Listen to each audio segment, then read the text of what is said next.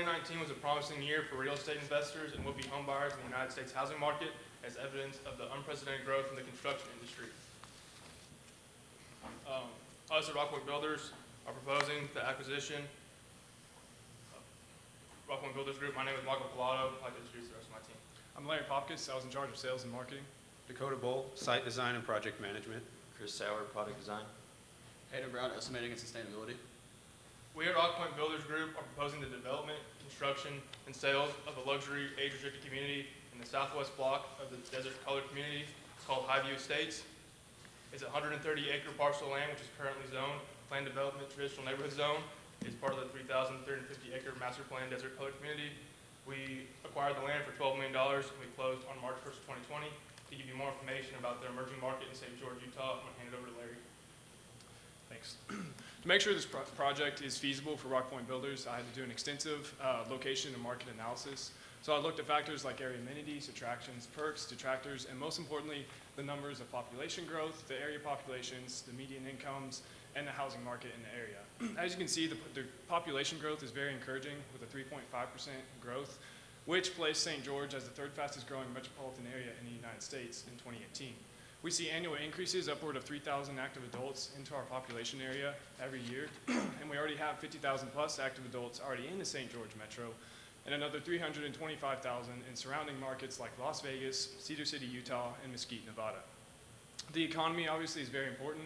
If there's a stale economy, then the housing market is generally stale as well. As you can see, the median income is about $60,000 right now, which is slightly below average, but it's growing at a rate of 7.6% a year, which is far above the U.S. average. We have job growth at 4.6% a year, which is 1.2% above the U.S. average, and unemployment rate is 3.2%, which is slightly below U.S. average. The neighborhoods in the St. George market have been appreciating at a rate faster than 90% of the nation. In the past 10 years, they saw an increase of $90,000 in the median home prices, putting current median home prices around $340,000.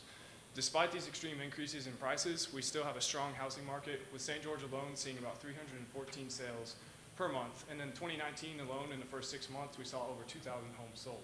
So because of these encouraging numbers with the location and the market analysis, we move forward with the product design and selection, which Dakota will now present. Thanks. Rockpoint Builders was tasked with creating a unique site design for a 130-acre plot in the south block of the existing Desert Color community. Our plan was to divide the subdivision into 2 phases, transitioning easily from east to west, with phase 1 being on the east side and phase 2 in the west. We will provide a 5.4-acre clubhouse on the south point of the development that will be included in phase 1 construction. Residents will access the clubhouse during phase 2 construction with 2 of our 6 strategically located entrances spread throughout the community. We will provide 3 park areas in the complex with a fountain park on the north side of the project, a centrally located park between the phases, and a lagoon park in phase 2. We will surround the community with a stone and wrought iron fence to allow for aesthetic and security purposes. We will have walking trails and sidewalks throughout the community. We plan to abide by Desert Color, Neighborhood Edge, and Neighborhood General guidelines, which allow for larger, more luxurious lots to line smaller interior custom lots. To further elaborate on house design selection, I'll pass it over to Chris. Rockpoint Builders is striving to be the Utah area's renowned luxury home builder. With that, we've developed 4 unique home designs: Elkhart, Black Onyx, Sunset, and Devereaux, all of which meet the Desert Color guidelines.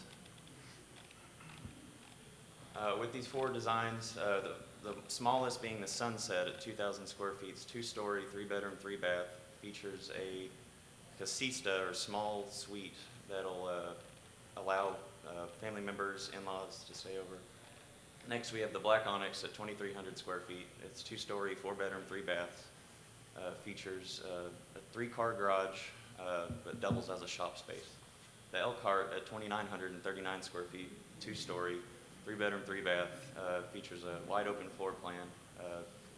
And our high-end luxury model, the Devereaux, is a 3,200 square foot, 1-story, 5-bedroom, 4-bath. To further elaborate on how these home designs are sustainable, we have Hayden Brown. Thank you. So as we all know, the longevity of a community is extremely important when designing a neighborhood. All of our homes reach a gold level standard, as well as some features reaching an emerald level standard. Some of these high energy efficient home features that we have offered is a tankless water heater to eliminate your utility bill and lower it, a thermal enclosure with a high efficiency HVAC system that also incorporates smart features into our home, as well as energy efficient appliances like LED lighting and large double paned windows that will allow for a lot of natural light to help lower your electrical bill. We top it off with high-speed fiber optic cables for the Wi-Fi throughout the community. In order to ensure that these unique features are allowed in these homes and are feasible, we must talk about cost. And since land development is first, we will talk about that now. We have finished at $5.9 million for the total land development cost, putting phase 1 and the clubhouse at just under $3.2 million and phase 2 at just under $2.75 million. Our average construction cost of the homes is just under $330,000, with an average sales cost of $490,000 for our community. This $490,000 average sales cost also incorporates a $5,000 clubhouse premium on each home. That $5,000 clubhouse premium has paid for the entire construction cost of the clubhouse, as well as a $49,000 profit off of the clubhouse construction that will allow the HOA to start up. This is also directly in the range of $270,000 to $700,000 of our competitors nearby, putting us at a peak target for luxury home buyers. In order to ensure that these costs are sustained, we must talk about the scheduling. And for pre-development in phase 1, we took just around a year to get that done, and then phase 2 is around 2/3 of a year. Our homes will begin their start date as well as the clubhouse on April 5th of 2021, upon about 75% completion of phase 1's development. Our first homes will be finished around July of 2021, allowing people to start moving in, especially our pre-sales at that point, with average home durations between 70 and 85 business days, putting them around 4 months per home for construction. In order to ensure that these dates are possible, we must have strong project management techniques, which I will now allow Dakota Ball to elaborate on. Rockpoint Builders wants to stay on task and on schedule. By doing so, we want our superintendents to implement the best management practices to mitigate waste and unneeded material extras. We plan to implement the SWEP to allow for any unforeseen rainfall or climate issues, even though the area only receives about 8 inches of rain annually. We want to start with the pre-development stage by starting with land clearing, grading, and dirt works, and then move into phase 1 development, which will take 221 days, and phase 2 land development, which will be 178 days. We want to create a smooth construction process, so we have centrally located job trailers that will move across the phase 1 and phase 2 boundary line once phase 1 construction has been completed. We have a security fence lining the phase split for safety of residents who move in early, as well as our construction site. We have 4 model homes placed on the northeast side of the project to allow easy access for potential clients to enter through the rest of the Desert Color community. To further elaborate on our sales and marketing strategy, I'll pass it over to Larry. Thanks, Cody. Sorry. Even with the best management practices or the best product possible, which we believe we are giving, if we cannot sell these homes, then this project would not be a reasonable project to propose to Rockpoint Builders. So we've created an extensive sales and marketing strategy specifically for our active adult age group, and within that active adult age group, more specifically that luxury market. We know very specifically they're going to be asking the question of how will Highview Estates improve their way of life. So all of our sales and marketing strategies will be targeted to show them that Highview Estates will improve their way of life and is the best choice possible for them. We'll have factors like healthcare, nearby services, the affordability of our homes, how easy it is for their family to visit, and the many amenities offered within Highview Estates, as well as the surrounding community of Desert Color. Most of our marketing will be online through social media, search engine optimization, and website advertisements. We will also have an interactive website. All this will be optimized through our partnership with Outerbox Web Design. Their professionals will optimize our online experience for our clients. We will be partnered with local real estate agencies. They will be in charge of actually making our sales, and they will receive a negotiated 4.5% sales commission on every home they sell for us. We chose this route because we believe most customers are more comfortable buying their homes through a local realtor who already knows the area and can give them their own experience. We also have an on-site client relations team consisting of 3 team members whose entire purpose is to optimize the customer experience at Highview Estates. They will be in charge of our online marketing, our interactive website, and they will be in charge of our relationship with the real estate agencies. They'll also be in charge of giving tours and answering any questions potential clients may have. Even with the best strategies, though, we still have to crunch numbers to make sure this project is feasible, and that's why Michael ran a financial analysis. In our financial analysis, we calculated the total expenditures, which includes acquisition, development, and construction of the entire site, being $143.9 million, and our total revenue coming in at $169.1 million, leaving us a $25.2 million profit margin, which is about 14.93%. Also in the financial analysis, I ran a cash flow analysis, which allowed me to calculate our internal rate of return, which we calculated to be 20.84%, which allows us to break even at the 52-month period, which would be July of 2024. With the financial analysis, we also have to identify potential risks on a project this size. Some of the smaller ones that we identified would be the competitive project. We have Sun River right down the road. They are producing the same sort of product we are, so we need to make sure that our designs are innovative and combat that. Also, unexpected site delays and conditions. These are things that we believe our project management team will easily be able to address and should not pose a big risk to the project. But there is always the worst case scenario, which is why us at Rock Point Builders propose these 4 exit strategies. These exit strategies are put into place to combat the issue that if we cannot reach the minimum 20% internal rate of return, if our house sales are not adequate. So the first thing we put into effect would be reduce home prices. This would be in the case of some sort of unforeseen recession where the housing market isn't as good as we believe it to be. People are still looking for homes, but not at our price point. We can lower them and still hit that market. The second thing is new home designs. If we underestimated the market and our home designs are not what the consumer wanted, we will look at our development team to alter the home designs to the market what they want and allow us to still sell homes to them. Thirdly, we would be willing to remove the age restriction, but with that, we'd only be willing to remove the restriction on 20% of the property.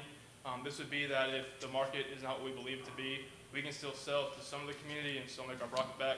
And then finally, the worst case scenario, if we believe that developing the land will not bring us any sort of profit or a break-even point, we would sell it to local contractors and realtors and let them develop them themselves. Besides offering considerable returns, the Rock Point Builder Group believes that the Highview Estates will allow us to emerge into a new market in the St. George, Utah area. We'd like to thank you for listening to the proposal. We want to move forward with this proposal. We think it is lucrative and that we would be able to make a profit off of it. We'd like to open the floor for any questions or clarifications. That was a good job, guys. A couple things. I like the site, the radial design. I thought was a good idea. I'm a little concerned on the model, or not the model, but the clubhouse location. Clubhouses tend to be a very monumental structure in a development. You've got yours tucked way down in the corner, so you're not getting any visual impact from that at all. So I'd maybe look at relocating that. I know you guys have a separate entrance for that, and I know it's down on that parcel of land that kind of is just not really big, but you're spending a lot of money on that, so I'd maybe get a little bit more bang for my buck. It's actually the highest elevation on the property that we have, so we felt that it'd be the best way to view it from all the properties on the entire development, so that's why we decided to put it there. Okay. The other thing is your product selection. This is a 55-plus market, and 3 out of your 4 plans are 2 stories, and one of them is a master upstairs. So that's really sketchy and really iffy. Yes, sir. We actually allotted certain options with cost codes associated with those. And with that, if the homeowner would like to move the master downstairs, there'd be a cost code associated with that and would be added on top of the final price. Also, those cost codes will include extensions on the living rooms, just making the house, what the homeowner would like. So. Also with the target market, if I could add on to his, since it is a more active adult community, we are more targeting those adults who are very active with their lifestyle still, and that's why we felt comfortable with still choosing 2-story homes, because most of those active adults we feel would be okay with that design style. And also the extra space it adds allows for a lot more family space. One of the biggest factors for active adults is how easy is it for their family to come in and visit or have, family celebrations there, and we feel that extra space allows for that much more easily. Okay, good. Yeah, I can see you guys put a lot of thought into a lot of items of it. I had some of the same questions that Kevin was asking about the 2-story product. I still think you'd have been better off to start, even if that was your plan, you'd been better off to start with down owner's suite as your standard and have the option be to move it up if somebody wanted it. I think you're going to find 80% plus of the buyers are going to want it that way. How wide are your lots? Does it say in there? If not, no. So we have 2 lot sizes, which would be custom and luxury. The luxury is about 150 by 150, is going to be on the outside of the development, and the interior lots are going to average about 100 by 100 until you move right near the center by the Central Park, which will be smaller lot sizes in case they want to go with the smaller house options and not have a yard. So those are going to be about 80 by 80. And the land area is going to be about 0.21 acre to about 0.33 acres. Okay. Yeah, I mean, to Kevin's point about the amenity, you could have overcome that by putting your models right up by the amenity. And if that was the highest point, stick the models there, make a main entrance there. How did you decide that you wanted to have 6 different entrances in the community and all this road everywhere? And have you accounted for all the costs of that? Yes, we have accounted for the 24,800 linear feet of road. We want to have 6 entrances to surround the community to allow for construction entrances as well as residents that move in phase 1 while phase 2 is underway.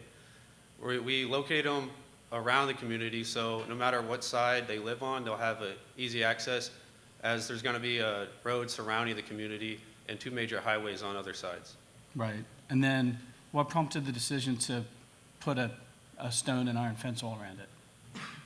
The stone and iron fence is security purposes, as most communities have something surrounding them, as well as the aesthetic purposes. Stone and wrought iron fence just looks aesthetically pleasing in most of our opinions, and I've seen it quite often that you'll have one that's just stone, or you'll have the privacy fence type deal, or even wooden with horse iron. And we kind of wanted to combine a few ideas into one and make this look, give it that desert look as well as a luxury feel to the home buyers. And specifically, it makes the market more exclusive by, having the fence surrounding the community, since it is age restricted. It gives those clients a more exclusive feel when they are in their community. Did you think about gating it?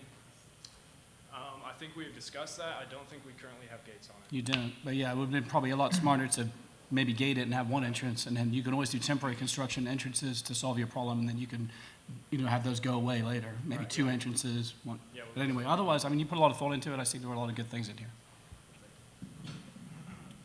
Yeah, great job with the presentation and the proposal. One thing I want to compliment you on is your sales and marketing strategy. I think that putting the client experience first really will bode well in future sales. I think you really hit it right on the head. You do need to manage the client experience. This buyer, and specifically when they go bad quickly, and you need to make sure that everybody who is in the community is positive and all their needs are addressed. So I do appreciate you putting the detail to that. A couple things I just have a question on is, you have it in here that you want the superintendents will control 10 homes at a time. Why 10? What was the thought process in 10, and why not more? So 10 is our pessimistic type idea. Typically, they will only be controlling 8, but we put the worst case scenario in there. And the reason is we want 24 homes for the first quarter, and then 20 homes after that for each quarter to attain as long as we have 50 pre-sales, that will attain exactly the schedule that we need and hit our break-even points. And we have also adjusted for if we needed to possibly schedule crash at some point, that we can up it to 10 homes, and that would still be feasible, which is why our schedules are based on that. Got it.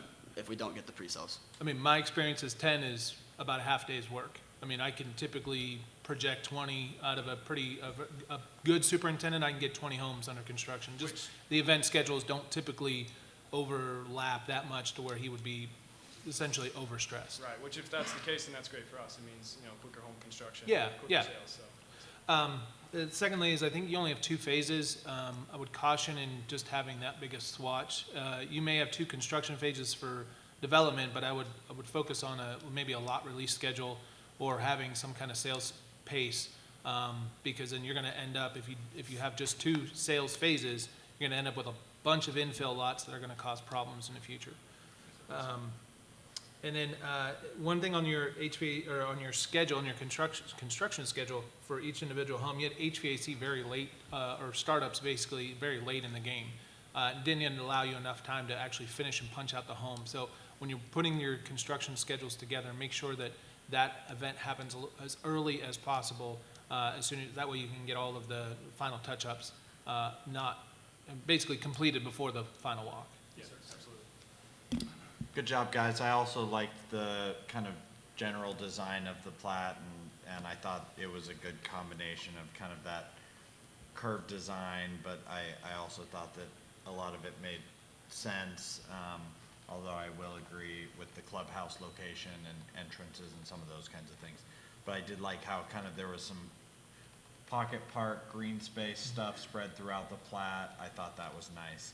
I wanted to ask about your section that talks about lot premiums. And generally, I think when we ask about lot premiums, we're kind of thinking, are you gonna charge a premium for some of the better lots versus the lots that aren't as desirable? Your lot premiums, you talk about, I think more kind of option, but you talked about that there will be 5 premium options available to the home buyers, and that Rock Point will install these extra features for no contractor fees. And I was just curious what your thought process behind doing that, basically, you know, essentially for free. Obviously, they're going to pay the cost, but kind of not having a margin on that. So basically with our lot premiums, we were discussing this extensively, and we did our best with the estimation to actually include the lot premium prices into our home prices. And so under that lot premium section, we chose to just add more of a home feature section to discuss possible upgrades our more luxury clients could choose for these. And it was more of a buyer incentive to have the no contractor fee for those premium upgrades that they can add onto it. It just seems like if we could market that to our clients, like, hey, you can get these very nice features with no additional, 20% contractor fee, it seems like that would actually really help draw in potential clients. Okay, yeah, that makes sense. And I promise this, I'm not trying to do a gotcha here, but like under your pro forma, under premiums revenue, you've got an average of 13,000 per buyer in revenue, and then also under option revenue, you have an average of 10,000 per buyer, but under option cost, you have 0. And so I'm concerned that we, if we are going to break even on that line item, then technically it should say, 10,000 of option revenue, 10,000 of option costs. And so I'm worried that we've understated the cost in that regard. But anyway, otherwise, good job, guys. Yeah, I thought overall it was a exceptionally well-crafted proposal. I really like the structure of it all. It was very easy to read and follow, so great job with that. Just a couple of comments for takeaways that got touched on earlier. You did a nice job by putting a wall and a fence around. That's very indicative of the area that's expected. But with that, you have 6 entrances. So you give the illusion of security, but then you're letting everyone come in from every single direction. So that typically wouldn't be well received. Your house costs seem pretty high, and your development costs seem pretty low. So just in the future, as you look at these things, just consider that. Where did you get your house cost expectation? So with expectations, I did a RS Means program, and that's how I did the estimate of the home through square foot and assemblies estimating, as well as a detailed estimate on the clubhouse. Mm-hmm. That being said, I checked it through my own hand calculations on square foot estimating, and I checked it to common real estate, usually off of Zillow, just to kind of see where I was standing compared to other buyers. And since our homes are 500 square foot on average bigger compared to our competitors, I figured that kind of adjusted for the price as well. And I looked at a location index just to overall check it. Sure. Yeah, just never mistake sales price for costs, because they're completely unrelated. And obviously, you had your explanation for the 2-story, but you're never going to build 2-story homes in adult active. So I accept why you said that, and that's fine. But in the future, adult active is always a single-story product. But all in all, what size was your clubhouse? I'm not sure if I saw that. Our clubhouse was 24,000 square feet, and that includes the decking. Okay, and you had a cost of 1.64 million? Yes, that's with some basic gym equipment inside of it, some flat screen TVs, and just basic like chairs, tables, and a little bit of outdoor furniture. So that's way low. That typically you're going to be between $500 and $750 a square foot on an amenity. So do that math. You're north of $20 million to build that. Okay. So just you did such a nice job. These are very critical things that I'm bringing up. Overall, I thought it was exceptional. So very, very well done. That's it, guys. Thank you. Thank you.